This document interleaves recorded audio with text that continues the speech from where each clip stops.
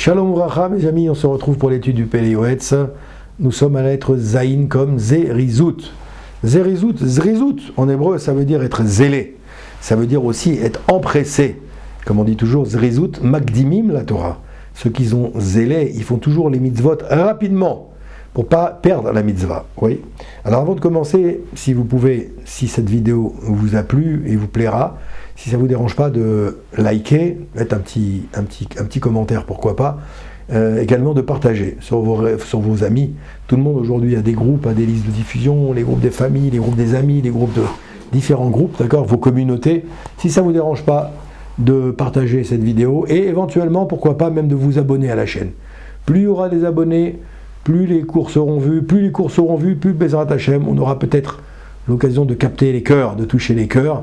Et toucher les cœurs, c'est aujourd'hui une grande mitzvah que vous faites, et vous serez associé à moi dans la diffusion de la Torah qu'on fait modestement à notre petit niveau, et grâce également à l'aide du site, également espacetorah.com. Voilà. Donc merci beaucoup pour votre participation et votre aide. Alors Zrizut, on a dit Zrizim, Magdimim la mitzvah. Ceux qui ont zélé, ils devancent la mitzvah. Ça veut dire ils n'attendent pas le dernier moment pour faire la mitzvah. Vous savez, la nature humaine fait que souvent on attend. On attend toujours le dernier moment pour faire quelque chose. J'ai le temps. Vous connaissez cette expression, j'ai le temps. Et malheureusement, quand tu as le temps, c'est l'histoire du lièvre et de la tortue. Hein, vous connaissez la fable de La Fontaine. Eh bien, effectivement, le lièvre, qu'est-ce qu'il disait? Le lièvre, c'était un sprinter, c'était quelqu'un d'extrêmement zélé. C'est le cas de le dire. Lui disait, j'ai le temps. Et la tortue, elle savait qu'elle n'avait pas le temps. Hein, parce qu'elle, pour avancer un pas, c'est déjà tout un travail. Alors la tortue, elle avait, de manière laborieuse, de manière sérieuse, de manière appliquée, elle a fait la course à son petit rythme. Eh bien, vous connaissez l'histoire, bien sûr, elle a fini par gagner le lièvre. Le lièvre, pourquoi? Parce qu'elle était zrizout, elle n'a pas attendu. Le lièvre dit, oh, j'ai le temps. Alors n'attendons pas pour faire une mitzvah. Zrizim, magdimim la mitzvah. Quand une mitzvah se présente à toi, al tachmitzena. Mitzvah, Abba, quand une mitzvah se présente à toi, al tachmitzena, ne la laisse pas passer. Parce que si tu la laisses passer, elle va fermenter. Fermenter comme à Pessah. Le levain qui fermente, c'est fini, on ne peut plus l'utiliser, il devient Hametz. C'est pareil. Une situation maintenant, tu peux faire une mitzvah, fais-la tout de suite. N'attends pas une seule seconde. Pourquoi? Parce que l'Yetzirara est plus fort que toi. L'Yetzirara va te piéger. L'Yetzirara va toujours te devancer. L'Yetzirara te devance toujours et malheureusement, il t'assujettit à faire en sorte que tu fasses ce que lui a envie parce que toi, tu as envie. Alors pour ce que tu fasses que toi tu as envie, fais-le tout de suite, n'attends pas une seule seconde. Alors voilà, si ce cours te plaît, tu le partages tout de suite, immédiatement, sans attendre, et Bezrat Hashem, tu auras une mitzvah de Zikouy Yarabim, de diffuser la Torah autour de toi. C'est valable pour mon cours, mais c'est valable pour tous les cours de Torah que vous suivez, tous les enseignements que vous suivez, peut-être même vos propres enseignements. N'hésitez jamais une seule seconde. Alors il nous dit, si on parle d'empressement en ce qui concerne une mitzvah positive, il faut ressentir énormément cette mitzvah, de peur de ne pas pouvoir l'appliquer. D'accord? C'est pour ça que c'est marqué dans Psachim, Kilo yeda adam et ito merega lerega kama meniot ve kama haikuvim ve kama pituye ayetzerara yicholim leizdamen. Voilà, c'est ce que je vous ai dit tout à l'heure.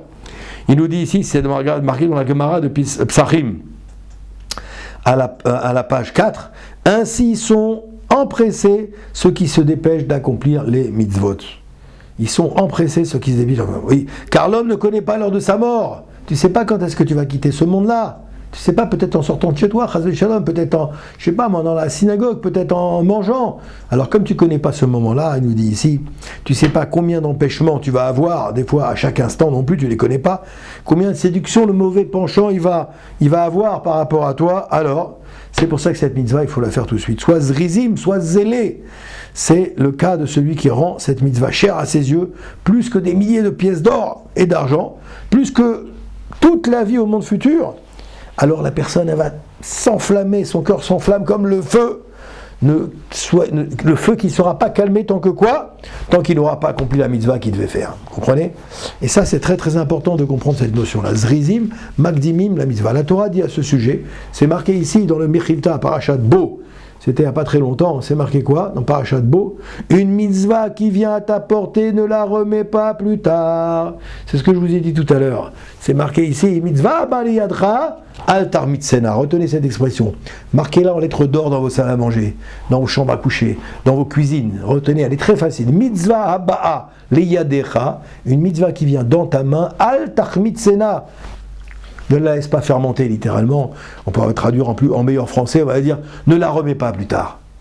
D'ailleurs, il y a un proverbe, je ne sais pas d'où il vient, Rabbi Yosef, je ne sais pas si tu le connais, qui me dit, il dit une chose que tu dois faire aujourd'hui, ne la reporte pas au lendemain, n'est-ce pas? Il ne faut jamais reporter au lendemain quelque chose que tu as décidé de faire aujourd'hui. Pourquoi? Parce que quand tu reportes au lendemain, c'est terminé. C'est passé, tu l'as raté, tu es passé à côté. Hein, celui qui dit allez, je commencerai demain à étudier, tu es sûr que celui-là, il ne va jamais commencer à étudier. Parce que le lendemain, il va dire bon, allez, je m'accorde encore un jour. Allez, demain, je commencerai encore demain. Et tu ne vas jamais le faire. On est tous comme ça, je vous rassure, mes chers amis. Hein, c'est pas... Même les plus grands maîtres de la Torah, ils s'imposent une rigueur extrême. Pourquoi? Parce qu'ils savent que l'Yetzirah est toujours plus grand que nous. Vous connaissez cette célèbre histoire. Le Rav Shach, un jour, il s'est levé pour aller faire la tefila, puis il était fatigué, il était malade, il était très très âgé. Il était très âgé, très fatigué. Ses médecins lui avaient dit, vous inquiétez pas, Rav, vous êtes dispensé de votre tefila le matin, tellement vous êtes fatigué, votre corps est fatigué, vous êtes malade, etc. Et il s'est levé, il a dit, allez, je vais rester au lit. Alors il prie au Netz, Netz ça veut dire se lever du jour. Donc en Israël, c'est très tôt. Il se levait peut-être à 4h30 du matin pour se préparer pour aller prier à 5h du matin. Et voilà qu'il était fatigué. Il s'est rappelé ce que ses médecins lui ont dit, reste tranquille, reste au lit, t'es dispensé de fila, toi, t'es malade, t'es âgé, t'es ceci, t'es cela. Il a commencé à se recoucher. Quand il s'est recouché, il s'est relevé comme un lion. Il a dit non.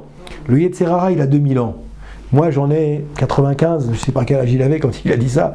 Il a dit qui est le plus vieux? Le Yetzirah, il a 2000 ans, et pourtant, lui, il est toujours sur pied de guerre, le Yetzirah.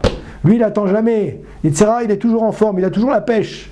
Toujours la pêche, pourquoi? Pour me faire des bêtises. Il s'est levé comme un lion. Il a dit, si l'Yetzirah, qui a 2000 ans, il est capable d'être déjà réveillé, alors que moi, je suis encore dans mon lit, alors à 85 ans, 86 ans, 90 ans, je suis encore un petit genou à côté de lui. Donc, il s'est levé, il est parti faire la tefila. Voilà, mes chers amis, comment on combat le Yetzirah, le Gadol Hador, le grand maître de la génération. Il faut prendre de ses enseignements. Donc, ne croyons pas que c'est plus simple pour les gens qui sont plus avancés, pas du tout, au contraire. Plus tu es avancé, plus c'est difficile. Plus tu es avancé, plus Yetzirah, il est rusé. Plus tu as avancé dans la Torah, plus Yetzirah, il est malin, il va te piéger sur des sujets que tu n'aurais même pas pensé une seule seconde que tu aurais pu être piégé. Vous comprenez?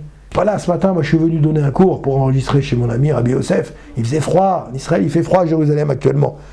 Et j'avais pas la voiture, il faut prendre le vélo électrique, il faut venir. Ah non, mais laisse tomber, j'irai une autre fois, il fait froid, machin. Non, j'y vais, il m'attend pour enregistrer le cours. Vous m'attendez pour pouvoir écouter le cours, alors on se force. C'est ça la zrizout, vous comprenez? C'est ça la zrizout. Alors je termine dans les termes du Rabbi Yosef Papo. Là je me suis écarté un petit peu du Pélé Yoel, je reviens. Il dit, on parle d'empressement lorsque l'individu part en voyage. Vous connaissez ça. Maintenant vous partez en voyage à, je sais pas moi, Juan-les-Pins. Combien d'empressement vous allez avoir pour préparer ce voyage, hein? Vous allez vous lever bien avant, vous allez préparer vos bagages avec beaucoup de zèle. Pourquoi? Parce que tu as envie. Tu as envie maintenant de partir en vacances. Tu les attends tes vacances. Tu les attends depuis 1 mois, 2 mois, 3 mois, peut-être des fois 6 mois. Il y en a qui préparent les vacances 6 mois avant.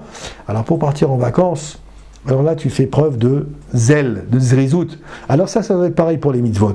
Il dit pareil. Quelqu'un qui se prépare à accomplir certaines mitzvot qui pourraient se venir au cours de la route à long terme, alors il faut voir loin, il faut prévoir. Par exemple, le chauffard, le loulav, il dit ici le Rav, la lecture de la Megillah, les matzot, le vin du kiddush, l'avdallah. D'accord?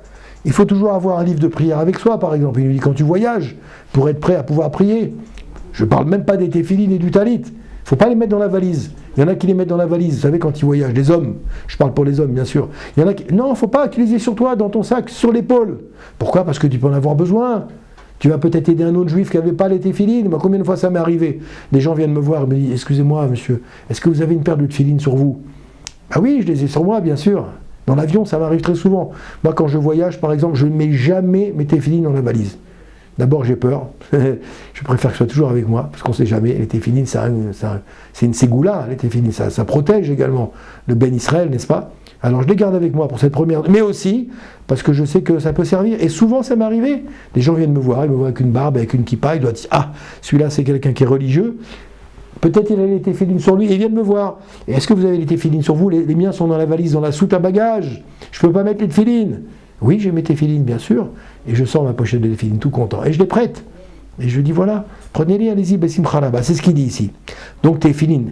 Même si tu pars en promenade, et que tu as un doute de savoir si tu vas passer la nuit ou pas dehors, tu les prends avec toi. C'est un doute. Tu dis pas que tu vas passer la nuit dehors. Tu vas peut-être passer, alors tu les prends avec toi, constamment avec toi. Et il s'avère maintenant que plusieurs fois, celui qui s'empresse à faire les mitzvot, eh bien, il va les emporter avec lui. Ça, c'est très très important. Donc ce principe de l'empressement, c'est valable pour les mitzvot, dit le Rav ici, mais c'est valable en vérité pour tous les sujets. Quand tu veux faire du bien autour de toi, quand tu veux faire une mitzvah autour de toi, mitzvah Abba Leatra al Tarmitzena. Mais Hachem, que vous ne laissiez jamais pas des mitzvot et que vous fassiez toujours partie de ceux qui sont zrizim, magdimim, la mitzvah, ceux qui courent toujours pour faire des mitzvot, baracha, viatzacha. N'oubliez pas de partager ou de liker ou de vous abonner à la chaîne YouTube. Merci beaucoup, Koltou.